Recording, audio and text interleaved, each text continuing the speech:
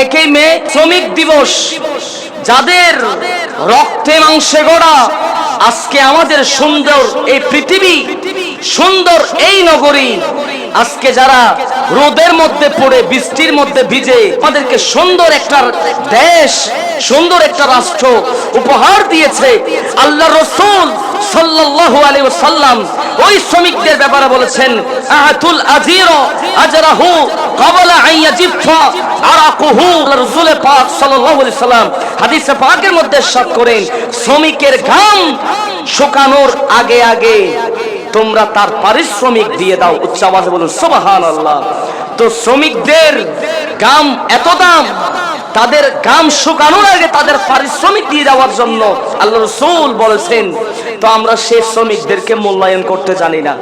আজকে যারা রেমিটেন্স যোদ্ধা আছে, যারা দেশের বাহিরে, যারা দেশের মানুষের জন্য, কল্যাণের জন্য নিজের পরিবার পরিজন আত্মীয় স্বজন ছেড়ে দিয়ে যারা দেশ এবং রাষ্ট্রকে সুন্দরভাবে পরিচালনা করার জন্য যাদের অক্লান্ত পরিশ্রম যারা করে যাচ্ছে, তাদেরকে আমরা যদি স্মরণ করতে না পারি, তাহলে আমরা তো মনে করব যাদের কারণে এই পৃথিবীটা এত সুন্দর, তাদেরকে আমাদের থেকে মূল্যায়ন করতে হবে।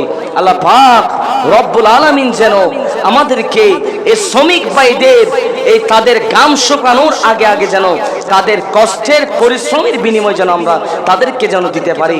আল্লাহ পাক আমাদের সকলকে সেই তৌফিক দান করে, সকলে বলি আমিন।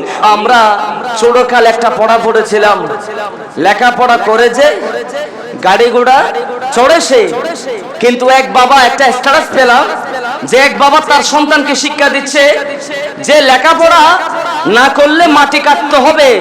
তুমি তেমনটা বলিও না, তুমি এমনটা বলবা যে লেখাপড়া করে আমি যারা মাটি কাটে, যারা কঠোর পরিশ্রম করে তাদের পাশে আমি দাঁড়াবো।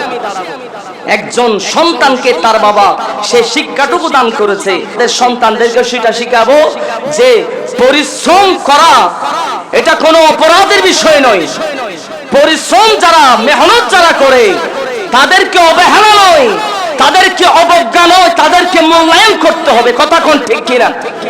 আজকে যারা দেশের জন্য, যারা আজকে রাস্তাঘাট নালা নর্দমা থেকে সুইপার মেথরের কাজ যারা করছে, তাদের কারণে আজকে আমরা শান্তিতে ঘুমাতে পারছি। আজকে যারা রোদের মধ্যে বৃষ্টির মধ্যে ভিজে যারা আজকে কৃষি কাজ করছে, তারা আজকে যদি কৃষকের কাজ যদি তারা না করতো, আজকে আমরা ভাত দুইটা খেতে পারতাম না। আপনি যেটা খাচ্ছেন সেটা মেশিনে রিফাইন করা, আপনি তৈজা খাচ্ছেন, তৈজা যে টাকা দিচ্ছেন আর জিনিস নিচ্ছেন, কিন্তু যাদের কষ্টটা পর্দার আড়ালে থেকে যায় সে শ্রমিক ভাইদেরকে আমাদের থেকে মূল্যায়ন করতে হবে। এটা হচ্ছে ইসলামের শিক্ষা। কথা কোন ঠিক কিনা? আল্লাহ পাক আমাদের সকলকে মানুষের প্রতি দরদ, মানুষের প্রতি ভালোবাসা, উদারতা, একে অপরের প্রতি ভক্তি, শ্রদ্ধা, মহব্বত যেন আমরা বৃদ্ধি করতে পারি।